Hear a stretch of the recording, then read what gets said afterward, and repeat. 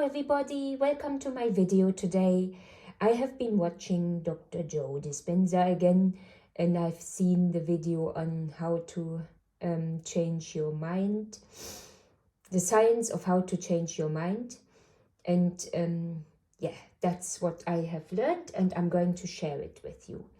So here I've put a quote: to emulate the divine, you need to be divine. Dr. Joe says in his video, like, people come to me and say, has been, I didn't create this car accident. How come I created this car accident?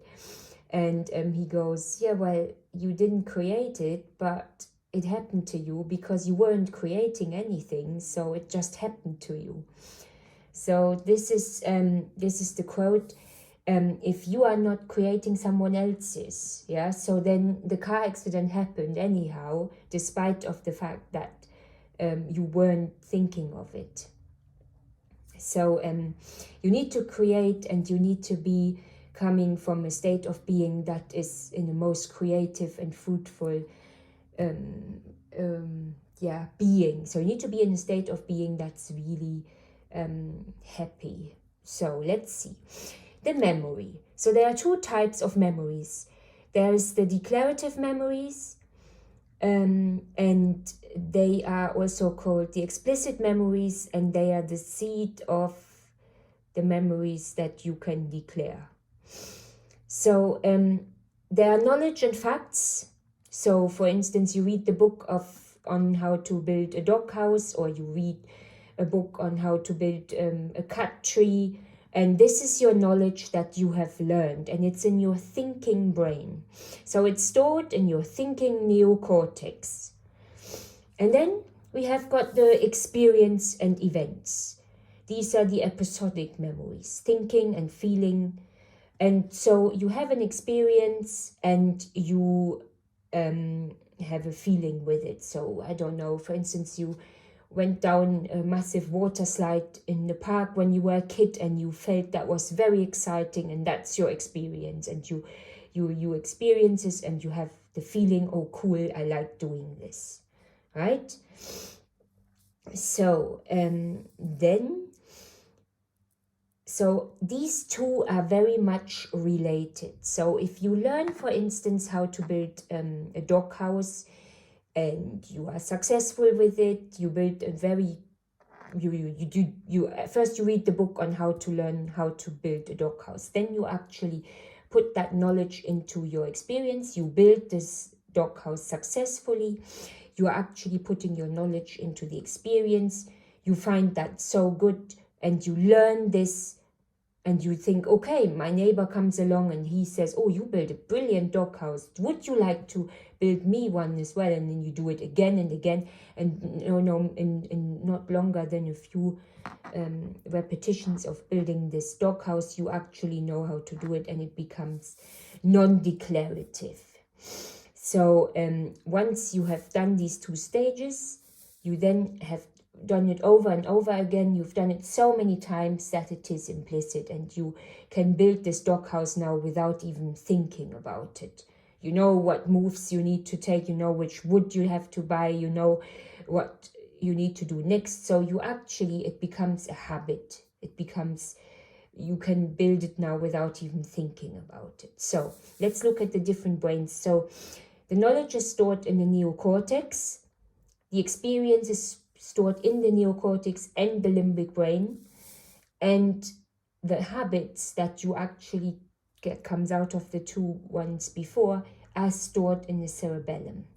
So you are coming from thinking, doing to being. These three are then interrelated. So you have a thought, you have the experience, and then it finally is you have included it in your being, so you know exactly how to do it. So new mind, new experience. You have now made 5 dog houses because 5 neighbors have asked you to make them also a dog house. So now you are actually very clever, and you know how to build this house out by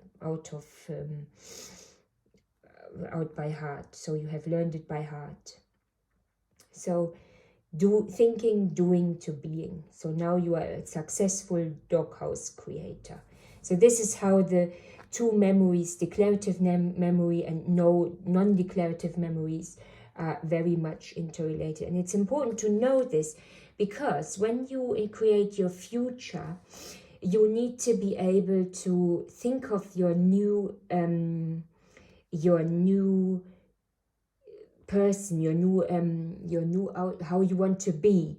So you need to actually know this knowledge so that you actually can apply it. So you need to stop thinking what you have been thinking and then change into the new person, and you have to feel like the new person.